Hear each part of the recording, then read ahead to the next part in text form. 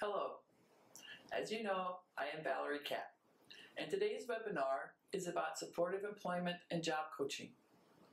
We will be looking at the resources available to you in the web portal for you and your consumer.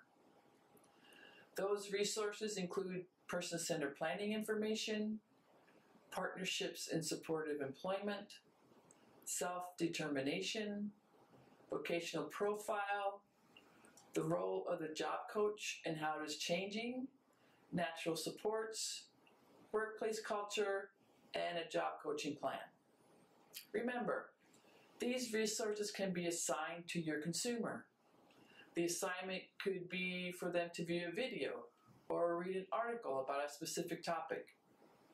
Upon their completion of the assignment, you can discuss what they learned or how the information can be used in successfully meeting the goals of the individualized employment plan. We will begin by looking at the definition of what is supportive employment. It is paid competitive employment in an integrated setting with ongoing support for an individual who is most severely disabled, for whom competitive employment has not traditionally occurred, and who needs ongoing support in order to obtain, perform, or retain a job. Supportive employment is for workers with a history of intermittent or interrupted employment, workers unable to gain or maintain employment without support, and workers who, because of disability, need ongoing support. Supportive employment is working toward competitive work, consistent with a person's strengths, resources, priorities, concerns, abilities, capabilities, interests, and informed choice of the individual.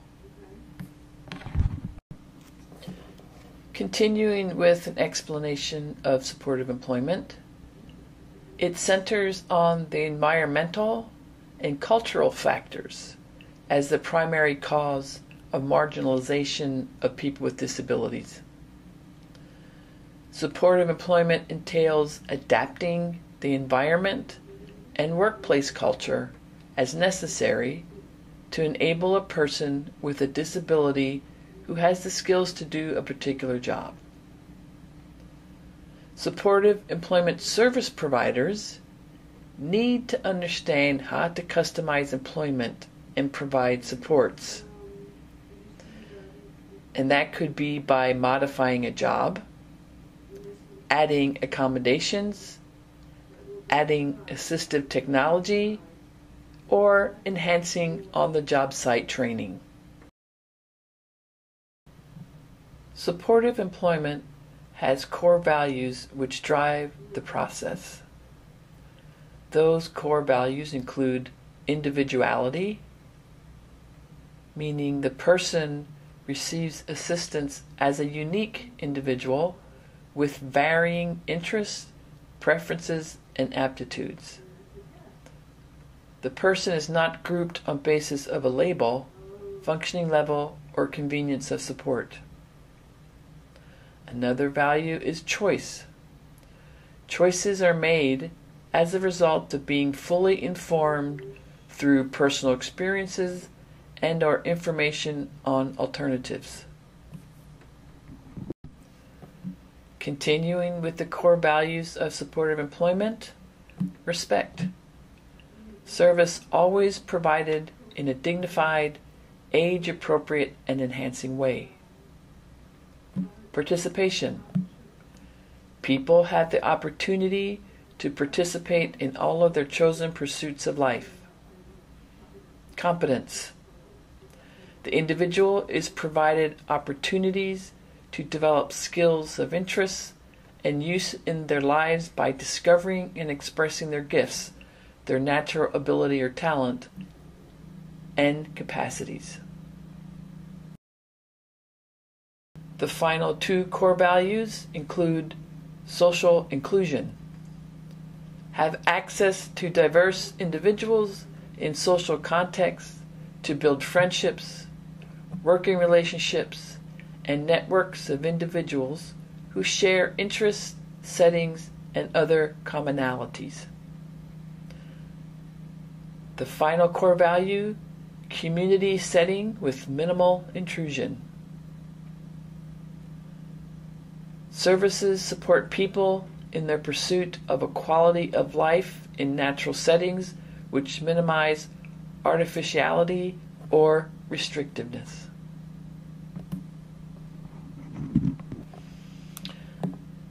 Supportive employment services should reflect the interest, needs, and preferences of people with disabilities. Life decisions around employment should be controlled by the individual with the disability. For example, the type of job they would want, the hours, the settings, those types of decisions need to be made by the individual with the disability. In summary, supportive employment is supporting the individual in building lives full of opportunity and relationships rather than placing them in programs. Resources in the web portal related to supportive employment include some videos and articles. And let's look at this video, Supportive Employment Introductory Video, Mental Illness. This is a video by the U.S. Department of Health and Human Services. This video interviews people with mental illness and how they found jobs and the importance of work.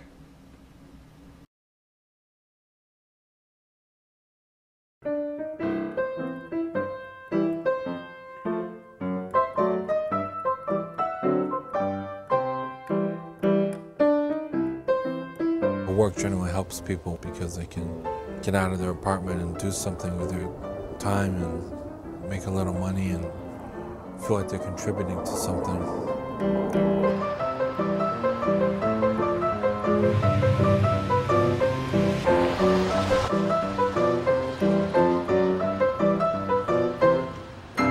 This is my life now, and this is the best life I ever had in history. I'm happier now than I ever was growing up as a child or as a young adult. If you work, no matter what, you're going to make more money. It keeps you busy. It helps you with your illness to work. The fear I had before is not there. I feel free. I think partly because I work at a bookstore, I think that has influenced me so that I want to write my own book. If it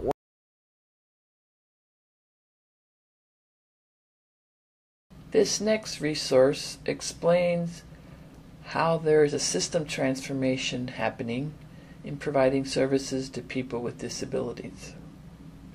How it is changing from a system-centered approach to a person-centered approach.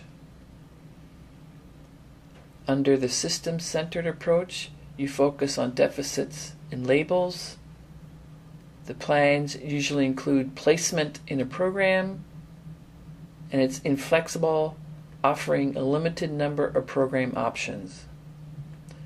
With the person-centered approach, you focus on capacities, gifts, strengths, and dreams. The plans support a rich and active community life based on the individual's gifts and interests. And it's flexible, finding new possibilities unique to each person. Under the system-centered approach, it puts the professional in control. It distances people by emphasizing differences, and the budgets are structured to maintain investments in programs, buildings, and property. The person-centered approach supports individuals in making their own decisions. It brings people together by discovering common experience. And the budgets are structured to provide individualized packages to support people. In order for supportive employment to be successful, there needs to be partnerships.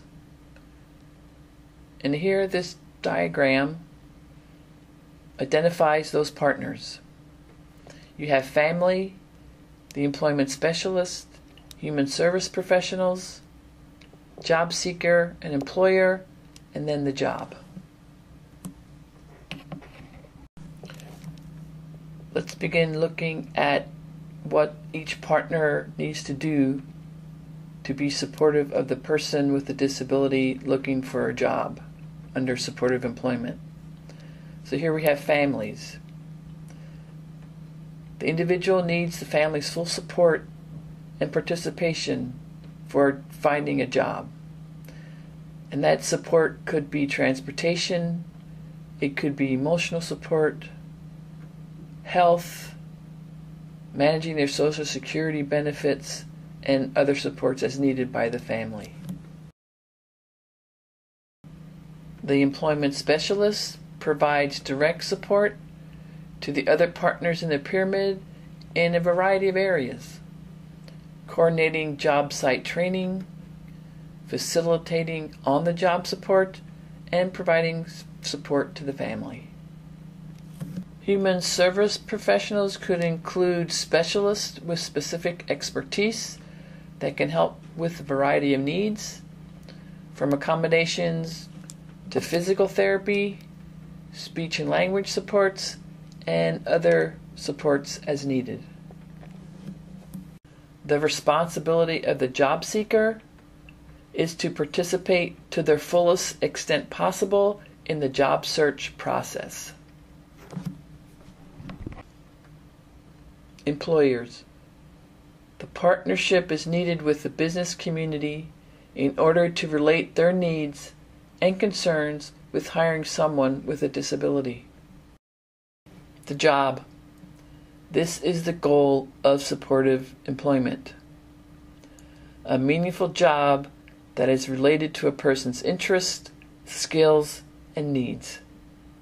And that is the goal of everyone involved in the supportive employment process.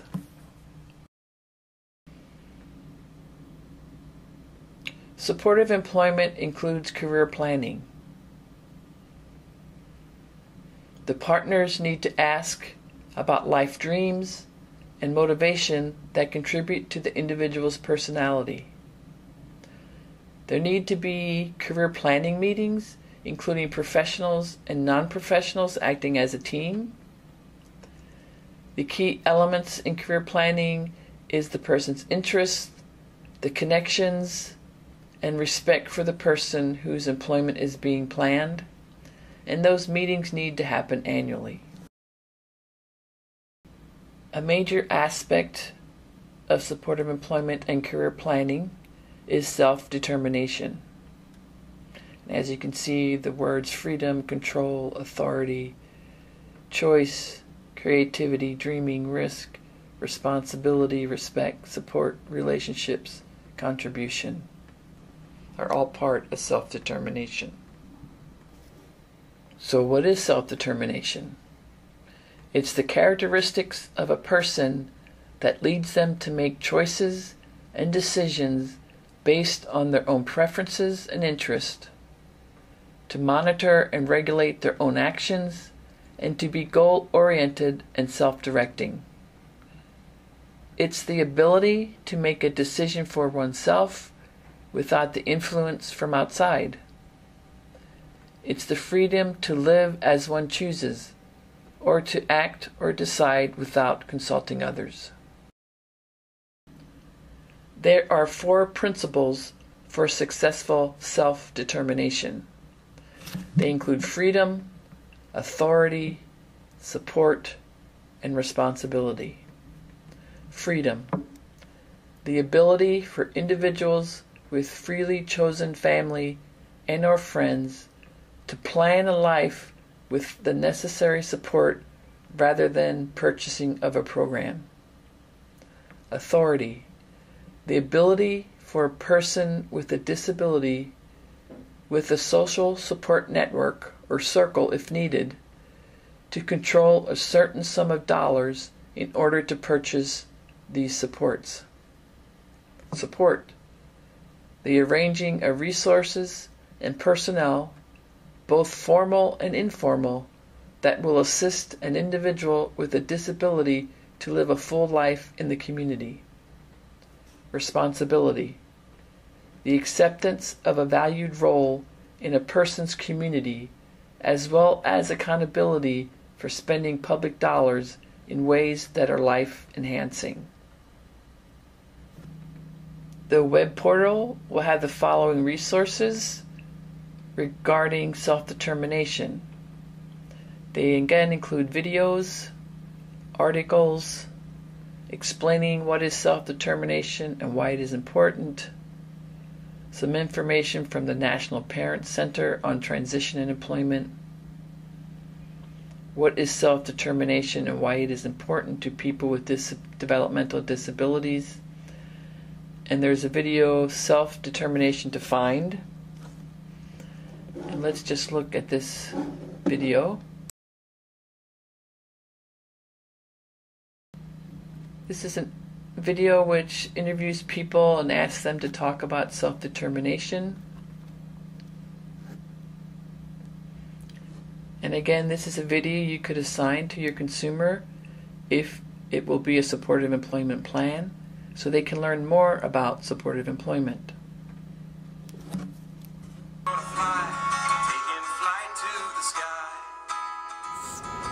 To me, it's the essence of being an American.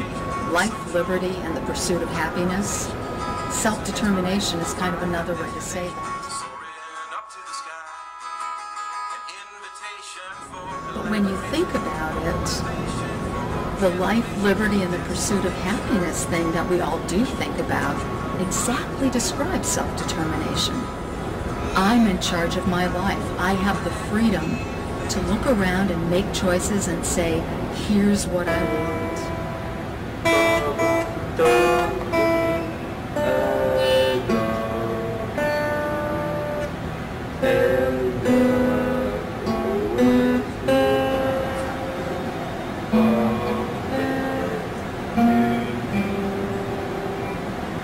For me and my family, self-determination for my son would be being able to set goals and accomplish his goals.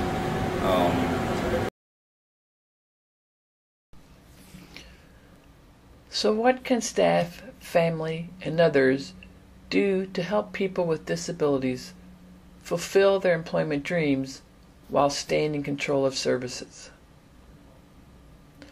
They can help the person, family, and friends to recognize and understand information about life preferences for job, home, and other areas.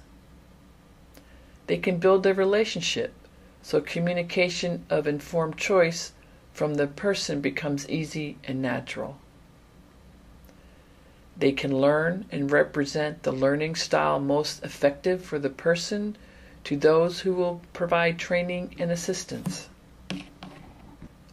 They can maintain ongoing communication to stay informed of changing needs of support. They can advocate on behalf of the individual for continued career advancement. They can provide timely assistance when the person feels a need for a change. And they can listen and respond to the person's evaluating of her life and service supports. In summary, supportive employment is helping people take charge of their careers. And it starts with exploring their interests, preferences, skills, aptitudes, strengths, resources, priorities, concerns, abilities, capabilities before the job search begins. So how do the partners learn about the individual's life and career expectation, skills, and supports needed for career planning? You can do this through person-centered planning. Person-centered planning is an ongoing problem-solving process used to help people with disabilities plan their future. In this process, groups of people focus on an individual and that person's vision of what they would like to do in the future. This plan helps those involved to see the total person, recognize her desires and interests, and look at new ways of thinking about the future of the person. Again, here is a resource, Person-Centered Planning by the National Parent Center on Transition and Employment, as a resource for the consumer or for you as a vocational rehabilitation counselor to utilize to learn more about person-centered planning. So what is the purpose of person-centered planning? It's to paint an accurate picture of the individual's life and relationships. It's to stand against negative evaluations, reputations, and perceptions which might exist concerning the individual.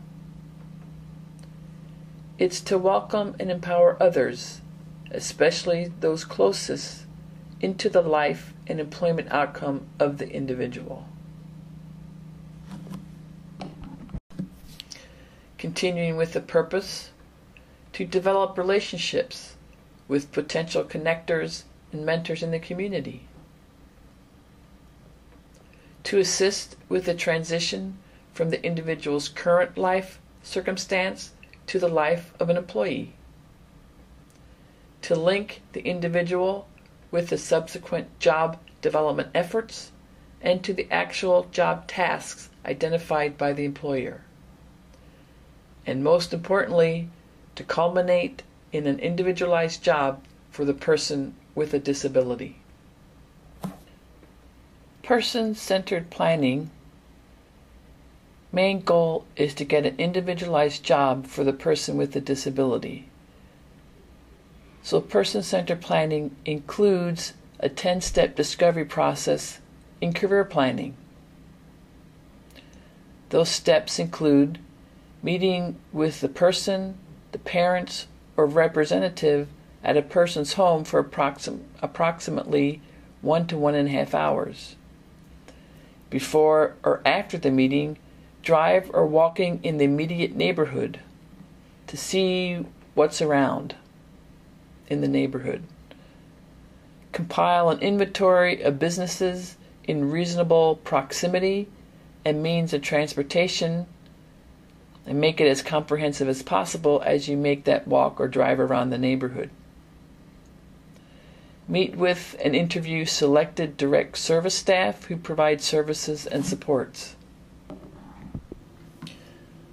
The next step would be to contact and interview advocates and close friends to gain information about the consumer's social life, their preferences, and connections.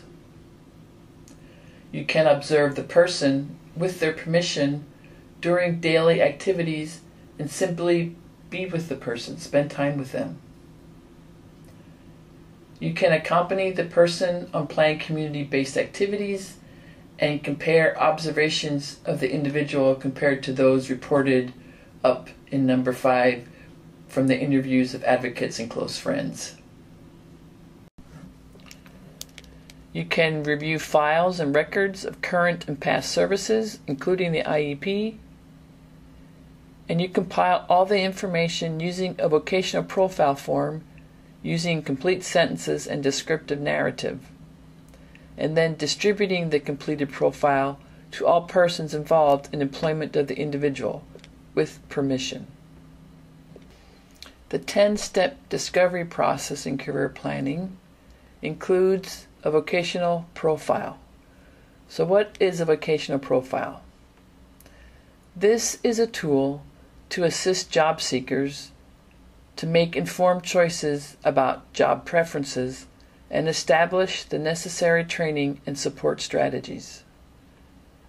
It's a tool for documenting and structuring functional information about a person with a disability that is vitally important to anyone who will provide assistance to the person to obtain and keep integrated employment in the community. So how does one develop a vocational profile? The next few slides will show you the discussion areas for developing the vocational profile. The team works with the person to decide a schedule of activities and supports that will organize available resources to embark on a chosen career ladder for the individual.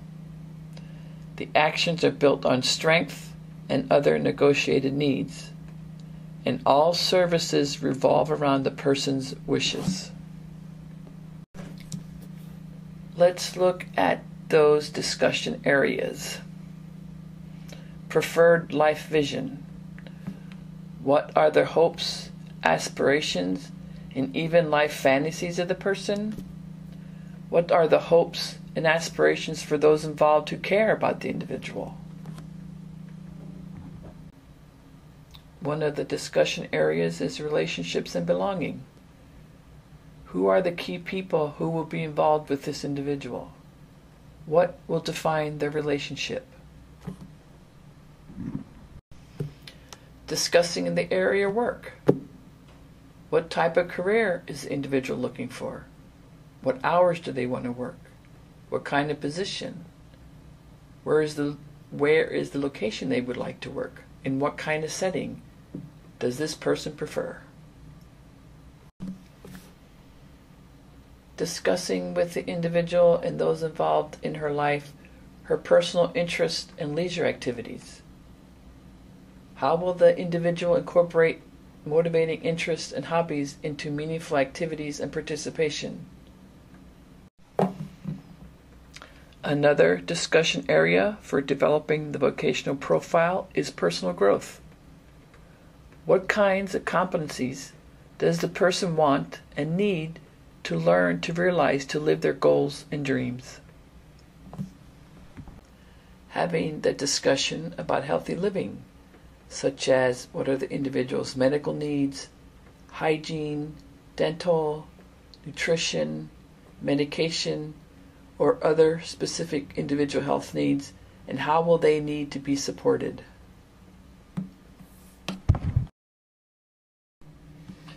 So here is an example of a vocational profile form. It's by Workways, promoting mental health through learning and work.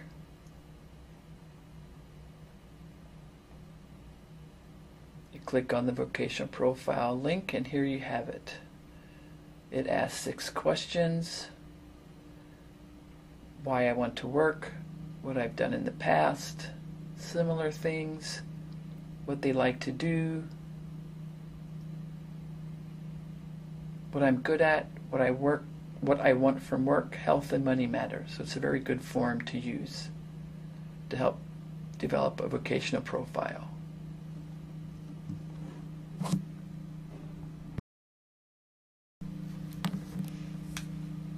In short, discovery refers to a set of strategies that explore the lives of people with disabilities as a means of gaining necessary information and perspective, as opposed to traditional approaches that require individuals to perform and compare their performance against others or standards as an indication of one's skills and needs.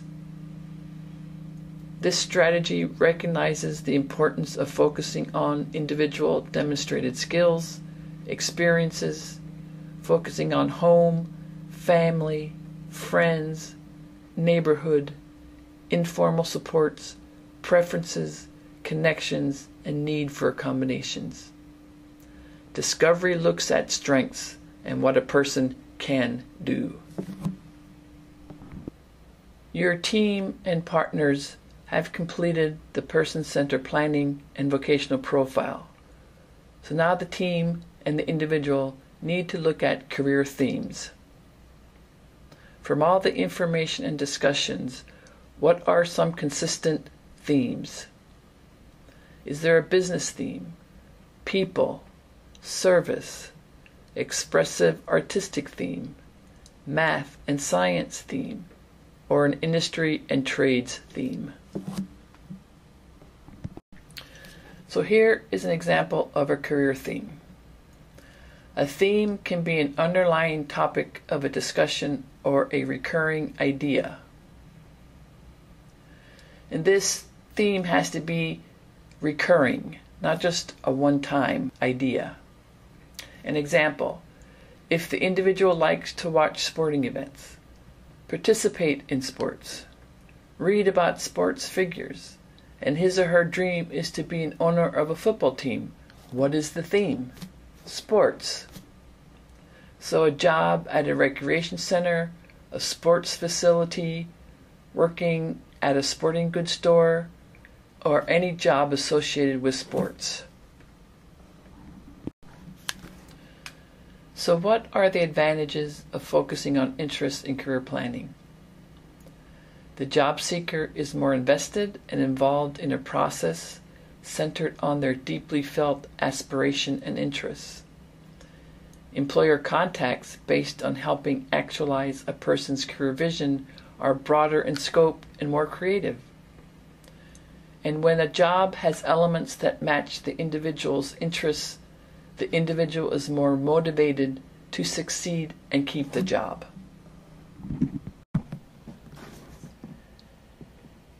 Here are some resources regarding person-centered planning, articles, and we will look at the Person-Centered Planning Practice Guidelines from the Institute on Disability in Concord, New Hampshire.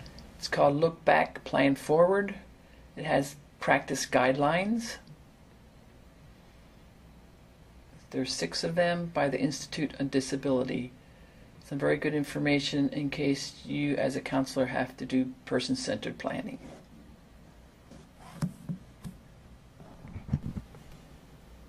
Here are a few more resources for you as a counselor and also for your consumer. One is a self-guided workbook on person-centered planning.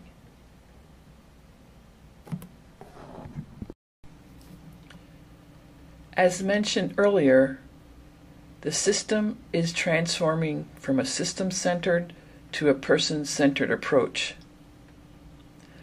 This is information to assist in that transition, to translate challenges to supports and not labels. So if the issue or the challenge is mobility, the person has a mobility issue or barrier, you translate that into the support of they will require, they will benefit from, related to accessibility needs. If they have a learning disability, they will need support in instruction. They will benefit from hands-on tasks. They will require step-by-step instructions. If there is a health issue, the support will be medical monitoring. Here we see the challenge or issue of stamina, so that support would be task design. And if the issue is a behavior issue, then the support would be counseling. So give you a template or some guidance on how to translate challenges to support and not labels.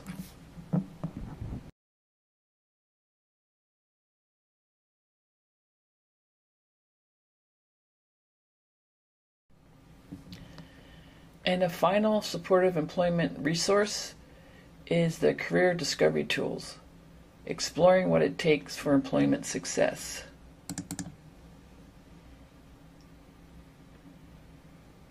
This is from the Ohio Employment First information out of Ohio, exploring what it takes for employment. As you can see, a lot of information there. But here is a career discovery flowchart. It helps determine the steps and supports needed to reach employment. So here you can see team referral, introduction to career discovery team meeting, through determining the person's job match. It also has career discovery profile document, summary of interests, character personality traits, medical concerns at work, specialized support and accommodations. It also has this path to community employment. There are 4 paths, and it gives services supports depending upon what number path they're in. So path 1, then it gives the supports. Again, it's a useful document if you ever have to do a profile and do career discovery or person-centered planning. This can be a good template to guide your discussion in your meetings. We have completed reviewing the supportive employment resources in the web portal. Let's move on to job coaching resources that you and your consumer can use in your daily activities as a vocational rehabilitation counselor. We will begin with the job coaching definition. Job coaching refers to the training of an employee by an approved specialist. The job coach uses structured intervention techniques to help the employee learn to perform job tasks to the employer's specifications. The job coach helps the individual learn the interpersonal skills necessary to be accepted as a worker at the job site.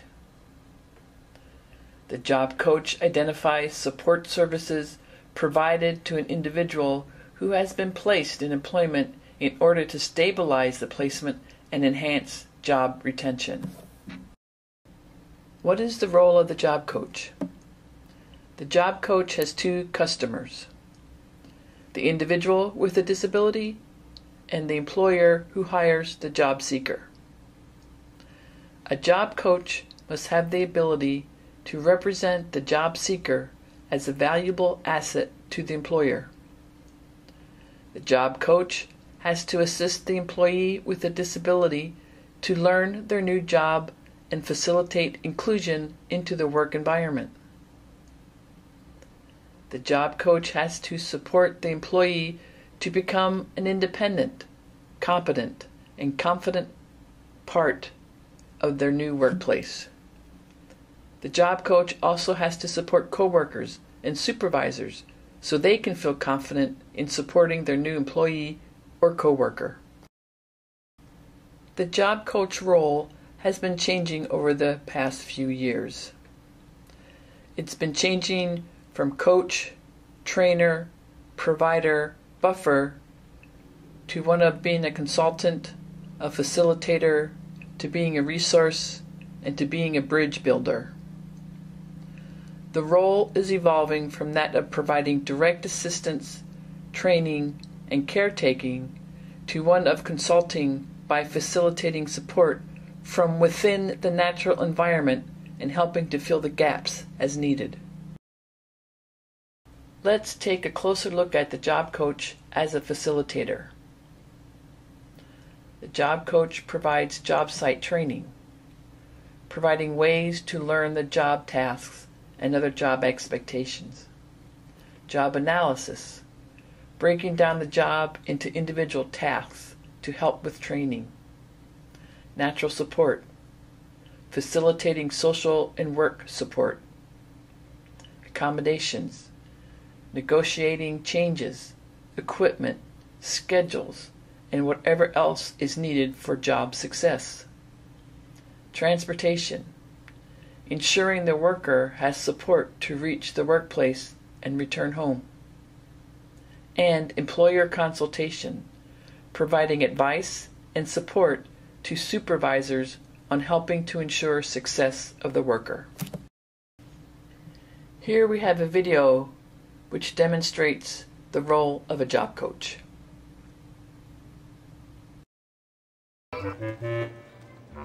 Nick works here in the produce department at Copp's Food Store. Nick has several job coaches to help him structure his day. One coach is Sherry. My role as a job coach is to facilitate Nick's tasks at work. So you're going to do some pairs today. How's that, Greg? We look for tasks that fit with Nick's abilities and where he can be productive in what he's doing. Right here, and then pull him over. Yep. As you provide on-the-job support, there are a variety of strategies you can use. Say, Nick, can you spread out those pears? They're all mounded up. Can you flatten them out a little, spread them around? Verbal cues are spoken instructions. A little more. Sometimes you need to make a very direct statement. Let's just get it out of our way. Put it over there. Other times you can be more subtle. Can you show me where those pears go? Good man.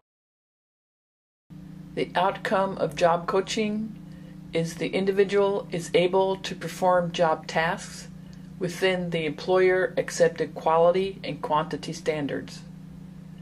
The individual will have successfully adjusted to the work environment and peers. One of the roles of the job coach is to facilitate natural supports in the work environment. So let's look at natural supports. Job coach has to identify ways to help employers manage to the strengths of a person who happens to have a significant disability. They need to provide technical assistance and consultation to the employer. Natural supports include those provided to an employee with a disability from supervisors and coworkers, such as mentoring, friendship, socializing at breaks or after work, providing feedback on job performance, learning a new skill together. These natural supports are effective as they enhance the social integration of the employee with a disability with his or her coworkers and supervisor. Natural supports are more permanent, a part of the workplace, and more readily available than paid job coaches, thereby facilitating long-term job retention. So what then is the definition of natural supports? It is an ongoing support strategy that involves the following: using employment support personnel to facilitate using the existing strategies and resources within a setting and culture, to assist the supported employee in becoming a valued member of that culture, to receive ongoing support provided by the culture with work and social related needs, and to have a sense of social belonging, dignity, and self-esteem. Let's look at comparing traditional job coach models with natural support approaches. The existing training model focuses on the person with a disability. The disability provider provides the support. The disability provider is the change agent, and the job coach conducts the job analysis. The natural support approach focuses on the person in the environment. The work environment provides support. The employee and employer are the change agents, and the employment consultant, consumer, and employer analyze the job. The existing traditional training model, the job coach trains the employee. The natural support approach, the employment consultant trains the employer to train the employee. The traditional existing training model, the job coach teaches the work skills, the job coach teaches social skills, and the job coach provides ongoing consultation. With the natural support approach, the employer teaches the work skills, the employer teaches social skills, and the employment consultant provides ongoing consultation. Continuing with the comparison, the existing training model They have familiarity with human services style of training, while the natural support approach understands business and company needs and culture. In the existing training model, the job coach retrains for job changes. The natural support approach, the employer does the retraining. Here are some of the resources in the web portal related to job coaching and natural supports. There are 3 articles. One is Job Coaching in the Workplace, another is Effective Job Coaching Supports, and an article titled What are Natural Supports and How Can They Be Utilized in My Client's Work Environment?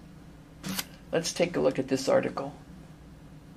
Here is the article by the Southeast Technical Assistance and Career Education Center titled What are Natural Supports and How Can They Be Utilized in My Client's Work Environment? The article describes what are natural supports, who are the support providers, and then it goes on to give what types of natural supports can be used in the workplace. And let's look at an example: training supports for social skills. Definition of the natural support: developing the consumer's competence and skill in relating with others on the job according to the workplace norms. And they give an example of the natural support: utilizing a buddy in the workplace to learn social norms, creating a schedule for part-time employees that allows them to participate in the social rituals in the workplace, having the Human Resources Department offer sensitivity training on disability in the workplace for all staff. It goes on to talk about what are the steps for implementing natural supports in the workplace for my client, and what are the indicators of best practice when using the natural supports model within supported employment. So some excellent resources for the consumer and for a counselor. So as we have seen, the natural support approach talks about workplace culture. So when you and your consumer are talking about job coaching and the role of the job coach, and one of those roles is to help the consumer learn about the workplace culture, you can assign your consumer to go to the web portal and learn about workplace culture. This one talks about workplace culture and what it is. Culture. It's made up of the values, beliefs, underlying assumptions, attitudes, and behaviors shared by a group of people. It is the behavior that results when a group arrives at a set of generally unspoken and unwritten rules for working together. Workplace or organizational culture is made up of all of the life experiences each employee brings to the organization. It is influenced by the organization's founder, executives, and other managerial staff because of their role in decision-making and strategic direction. Culture is represented by a group's language, decision-making, symbols, stories and legends, and daily work practices. So how does one learn about workplace culture? How do you assess the workplace culture? Well, you look at the social customs, you look at the social activities, you look at how the space is arranged, look at the company image, ownership and territory, eating and drinking. Do people eat alone? Do they eat in groups? Do they go out to eat? Do people bring their lunch? Drinking? Do they go out after work and go to a bar? The pace of work. Are people always busy, or is there downtime? The cliques that happen, who hangs out with whom? The ceremonies and celebrations that happen at work. Do they celebrate birthdays? Do they celebrate work anniversaries? Or do they pay no attention to those types of things? And then the humor that is used in the workplace. Is there humor used in the workplace? Here is a list of the most common workplace interactions: joking, teasing, helping with work, chatting casually, discussing work, having coffee or meals together, discussing personal life, asking for or giving personal advice, and teaching a work task. Here are some examples of unwritten rules and culture. People wear jeans on Fridays, but always with their shirt tucked in and with a belt. On the last work day before a holiday, coworkers bring in a dessert to share at lunch. When the boss is on the floor, people do not visit each other's desks and chat. This is where the job coach would need to know about these rules and teach them to the new employee so they can fit in and know about these unwritten rules in the culture. So what type of things can tell you about a company's workplace culture?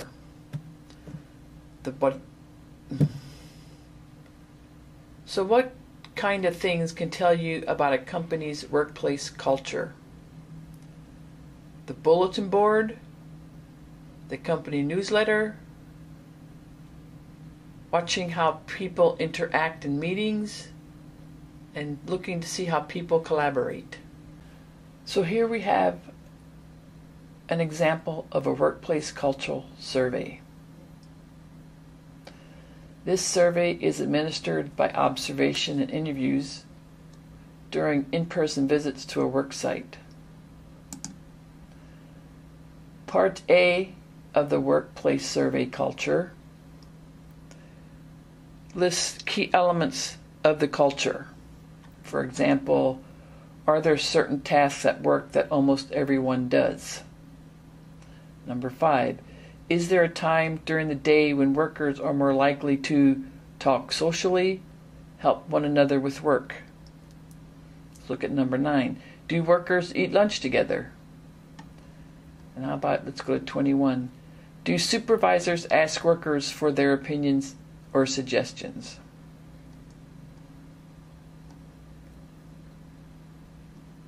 Part B includes the workplace inclusion planning. This reflects the inclusion of the employee into each element of the culture. So if we go to 4, does the employee's job include those tasks that almost everyone does? If that is answered yes, then they're included in the environment. Number 5, during the course of the day, does the employee talk socially with a coworker, help a coworker with work? If that's a no, but in part A it was part of the culture, then here in this column it says strategies to increase inclusion. So what can be done then to include that employee in that part of the culture? Does the employee eat lunch with coworkers? If part A was checked yes, that's part of the culture. Again, the employee does not eat lunch with his coworkers, then what kind of strategies can be implemented to help get that employee to be part of the culture? So this would be a good tool to look at workplace culture and if the employee is included. Another role of the job coach is to learn the culture and the language of the work environment and help the new employee learn it. If an employee or coworker asks about a person's disability, don't share labels. Share the impact of the disability to enable the coworker to better communicate with and work alongside the new employee. Another role of the job coach is to do a job task analysis. A job task analysis defines a job in terms of knowledge, skills, and attitude necessary to perform daily tasks. It dissects a job. It takes into account work duties, responsibilities, and functions. It includes employer or industry accepted performance of quantity and quality standards. It includes a task statement, which is comprised of an action and a result. It includes step-by-step instructions for performing the tasks. When you're working with a consumer and they are going to be starting a job and they will be having a job coach, you could talk to the consumer about the responsibilities and role of the job coach. You could send them to the web portal to review the resources in the portal related to job coaching. This way, the consumer will know what to expect when working with a job coach. And part of that would be for the job coach to do a job analysis. So what are the steps to a job analysis? Watching a coworker perform the job, have them teach the job coach the job, perform the job for a shift, observe the culture, the unwritten rules, the job-related tasks, document the company method for performing the task, and review the method with the supervisor. Why do a job analysis? You do a job analysis to ensure the job is a good match for the employee, to identify all the tasks and skills the new employee will need to learn, to identify the methods for performing tasks, to observe how new employees are trained, to observe the natural trainers, to develop a plan to train and support the new employee. Now, sometimes the job coach does not do a job analysis. However, I believe when they are paid as a provider to provide job coaching, that is part of it. But my experience as a voc rehab counselor is sometimes they do not do that. So, if they do it, this is some information about how it needs to be done. The job coach also has to be aware of job-related tasks. Those tasks which are required to do on the job, but typically there isn't much training on those tasks. Examples could include how to take a break at work, punching in and out on the computer, getting ready for work, calling in sick or asking for time off. Individuals may need assistance learning and completing the job-related tasks. Upon the completion of a job analysis, if the job coach does one, you will have a clear view of the workplace culture, a list of tasks the employee will perform, written task analysis for tasks that will require some systematic training, job-related tasks that will require teaching, a plan for who will provide training on each task, and a work schedule and starting date for the new employee. Here is an example of a task analysis. This is for a t-shirt factory, and the task is folding t-shirts. On the left side, it lists the task steps 1 through 6. And then to the right of the task, it has the date and whether it was performed at 100% independently and 100% accurately, or if they performed a step incorrectly or with some assistance. So again, working with your consumer who's going to have a job coach, you could send them to the web portal so they could see this example of a task analysis, and they can see what kind of report will be submitted to you as the counselor. Another area the job coach needs to be aware of is reasonable accommodations. These are assistance or changes to a position or workplace that will enable an employee to do her job despite having a disability. Under the Americans with Disabilities Act, the ADA, employers are required to provide reasonable accommodations to qualified employees with disabilities unless doing so would pose an undue hardship. Reasonable accommodation refers to changes in the workplace that enable people with disabilities to effectively perform the tasks associated with their job. And here we have a resource, and it's the U.S. Department of Labor and Accommodations. And if we go to that website, here you see it, it's with the United States Department of Labor, Disability Employment Policy Resources by Topic. And they list some resources here. The Job Accommodations Network, A to Z of Accommodations and Disabilities, Workplace Accommodations, Low Cost, High Impact, An Employer's Practical Guide to Reasonable Accommodations under the Americans with Disabilities Act, the Computer Electronic Accommodations Program. So you can see this has many resources for the job coach and for the consumer and for you as the voc rehab counselor. Here are some resources regarding the Americans with Disabilities Act, the ADA as mentioned in the previous slide. We have the ADA, your employment rights as an individual with a disability, the U.S. Department of Labor, Americans with Disabilities Act, and the ADA National Network Information, Guidance, and Training on the ADA. Let's look at that resource. This is from the ADA National Network. It talks about what is the American with Disabilities Act.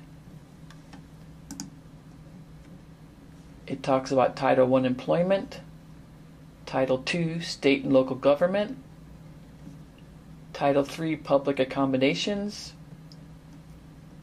Title IV telecommunications, and Title V miscellaneous provisions.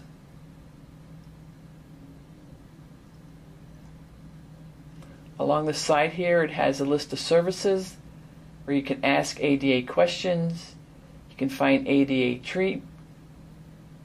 you can find ADA training, you can view frequently asked questions, and you can search for events.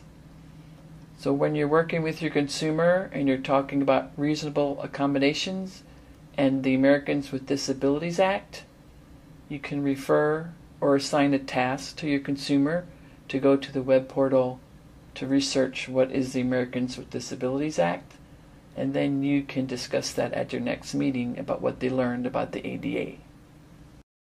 Hopefully you as a counselor will receive a job coaching plan that describes the instructional techniques and interventions used to facilitate learning and progress, and it should also address a systematic withdrawal or fading of supports as the individual learns job tasks and adjusts to the work environment. The job coach should submit a monthly report which includes input from the employer on performance and potential areas of concern with the new employee, input from the individual on their self-evaluation of progress on work skills, behaviors, interpersonal skills, and other areas identified by the VR staff and individual at the start of the service. As mentioned earlier, the job coach plan should include how fading will occur. This is an important aspect of assisting an individual with obtaining and keeping a job, is to have a plan for fading and for the maintenance of work skills after training is completed. Fading is important because it helps in facilitating social inclusion, allows the individual to receive supervision and training from the employer, and it helps to avoid segregation of the individual from her coworkers. Some fading should occur on the first day of employment and on every other day, even if the degree of fading is extremely light, such as asking the supervisor to keep an eye on the employee for a minute while the job coach goes to the bathroom. And one of the last roles of the job coach is that of retention. Job retention is designed to provide less job supports once the job coach has transitioned out of the job site. The outcome of this service is the individual will successfully maintain employment. When the job coach is no longer needed, there needs to be a discussion with the worker and the employer to make a plan to switch to periodic visits to the work site. So the fading has occurred, and now the job coach is not needed every day, 6 hours a day. So they have faded down to maybe 1 hour a day, and now we're looking at retention services. So there only has to be periodic visits to the work site. The job coach is responsible to make sure adequate supports are in place for the worker, co-workers, and employer, and that a follow-up plan has been developed to assure continued communication and agreed upon strategies to respond to changes and or problems that may occur. Thank you for viewing today's webinar. We appreciate your time. We hope it provided information that will be useful in your daily vocational rehabilitation guidance and counseling activities with your consumer. If you would like to participate in our study, evaluating the effectiveness of online portal-based vocational service, or provide feedback regarding this webinar, please contact us. Thank you.